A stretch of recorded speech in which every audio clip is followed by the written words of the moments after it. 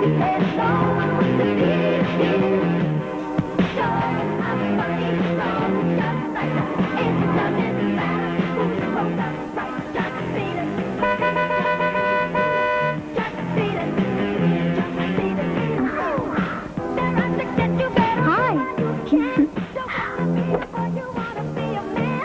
morning.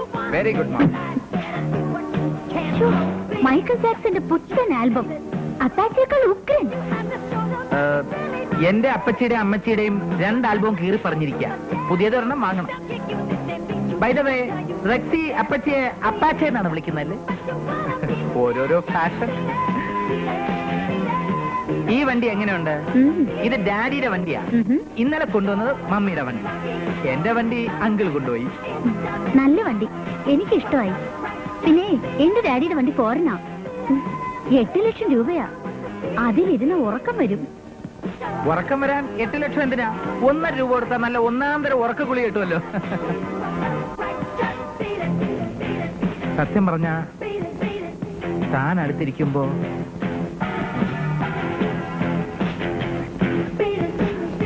I forget everything, even the theory.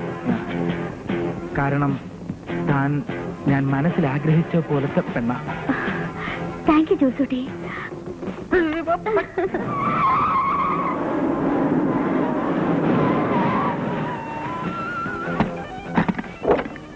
ഒരു 15 litre അടിച്ചേക്കാം.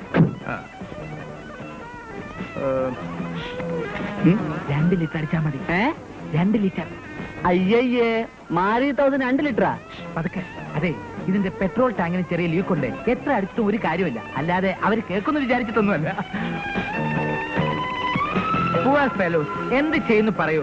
15 litre petrol അടിച്ചിട്ട് 500 രൂപ not കൊടുത്തപ്പോ ചേഞ്ച് ഇല്ലെന്ന്. ഇനിയിപ്പോ വീട്ടിൽ പോയിട്ട് കാശ് എടുത്തോണ്ട് വരാന്ന് വെച്ചാൽ ഞാൻ തരാം. അയ്യോ, അതൊക്കെ ബുദ്ധിമുട്ടാവില്ലേ? ഇതാ പറഞ്ഞത് സർക്കാരിന്റെ അടുത്ത് 500 രൂപ നോട്ട് നിരോധിക്കണമെന്ന്. Thank you. 500 രൂപയ്ക്ക് ചേഞ്ച് ഉണ്ടെന്നല്ലോ സാർ. ഇത് വെച്ചോ, ബാക്കി 10 രൂപ നീ എടുത്തു. അത് വേ, ഇത് വേ.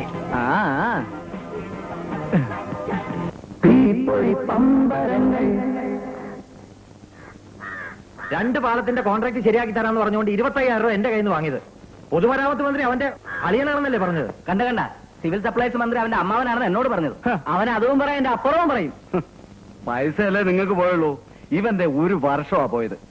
ഡിഗ്രിക്ക് ഫസ്റ്റ് ക്ലാസ് വാങ്ങി തരാമെന്ന് പറഞ്ഞ് 20,000 രൂപ വാങ്ങിയിട്ട് 3 മാസം കഴിഞ്ഞു. ഞാനാണെങ്കിൽ ഫസ്റ്റ് ക്ലാസ് കിട്ടുമെന്നും പറഞ്ഞു ഒന്നും പഠിക്കാതെ പരീക്ഷയ്ക്ക് പോയത്. റിസൾട്ട് വന്നപ്പോ വട്ടപൂജ്യം. അക്കാര്യത്തിൽ ഞാൻ ഭാഗ്യവാനാ. എന്റെ മോന് ഫസ്റ്റ് ക്ലാസ് കിട്ടിയെന്ന് പറഞ്ഞ ആരെങ്കിലും വിശ്വസിക്കുമോ? അതുകൊണ്ട് സെക്കൻഡ് ക്ലാസ് മതി എന്ന് പറഞ്ഞ് 10,000 ഞാൻ കൊടുത്തുള്ളൂ. അവന്റെ പേര് കേട്ടപ്പോഴേ എനിക്ക് തോന്നി അവൻ ഫ്രാഡാണെന്ന്. പുഷ്പുൾ രാഘവൻ. എന്താ ഈ പുഷ്പുൾ? പുഷും പുള്ളല്ലേ അവന്റെ പണി. മന്ത്രി അമ്മാവനെ കളക്ടർ കൊച്ചനാന്നൊക്കെ പറഞ്ഞ് പുഷു തുടങ്ങും. തള്ള് തള്ളേ, എന്നിട്ട് ആ വലി. ഒറ്റ വലിക്ക് 25,000 അല്ലേ പോക്കറ്റില്.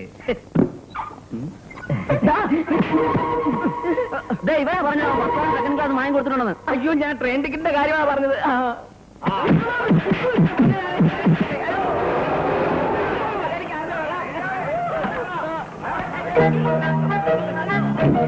ജോണിച്ചനോട് പറ, വൈകുന്നേരം കൂടി ഈ കാർ ഒന്ന് വേണമെന്ന്.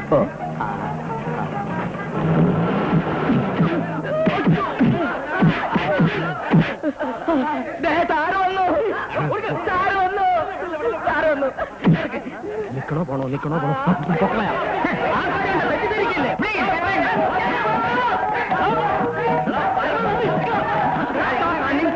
ആരും എന്നെ കൈകാര്യം ചെയ്യരുത്.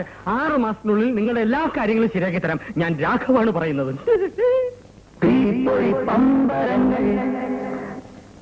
ആകെ 2 ലക്ഷത്തിന്റെ സാധനങ്ങളുണ്ട്. നമ്മളൊരു ഗ്രൂപ്പായി നിന്നാൽ 1 ലക്ഷം രൂപ കോട്ട് ചെയ്യാം. ലക്ഷം ഒന്ന് കയ്യിലിരിക്കും. അതിന് എഞ്ചിനീയറിന് കൊടുക്കണ്ടേ? അത് ശരിയാ. ഇല്ലെങ്കിൽ പിന്നെ അയാളുടെ ഡ്രൈവർ എന്റെ വീട്ടിൽ നിന്ന് മാറൂല. എഞ്ചിനീയർക്ക് കൊടുക്കലൊക്കെ പിന്നത്തെ കാര്യ.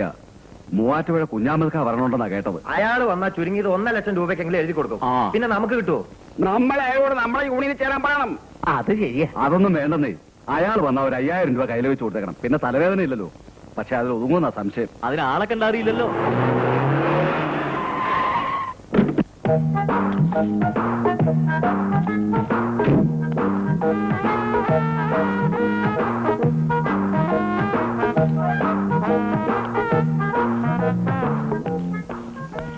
എക്സ്ക്യൂസ് മീ, ഈ ടെൻഡർ ഫോം എവിടെ കിട്ടും? ആരാ? എവിടുന്നാ? ആരാ എവിടെന്നാന്നൊക്കെ അറിഞ്ഞാലേ ഫോൺ കിട്ടുള്ളൂ. അല്ല ചോദിച്ചെന്നേ ഉള്ളൂ. മൂവാറ്റുപുഴയെന്നാ. പേരെന്താ? കുഞ്ഞാമത്. മൂവാറ്റുപുഴ കുഞ്ഞാമത് കാന്ന് പറയും. വരട്ടെ. കുഞ്ഞാമത് എനിക്കൊരു കാര്യം പറയാനുണ്ട്. എന്ത്?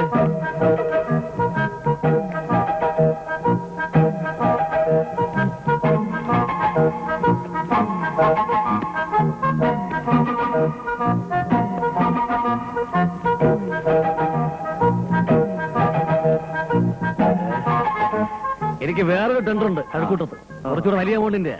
അതുകൊണ്ട് മാത്രമേ ഇപ്പൊ സമ്മതിച്ചെന്നേ ഉള്ളൂ. പിന്നെ എനിക്ക് ഈ കാശൊന്നും ഒതുക്കി ഇരിക്കട്ടെ, ഇതൊരു സ്ഥിരം ശീലം. ഇല്ല. വരട്ടെ. ഓക്കെ. ഈശ്വര.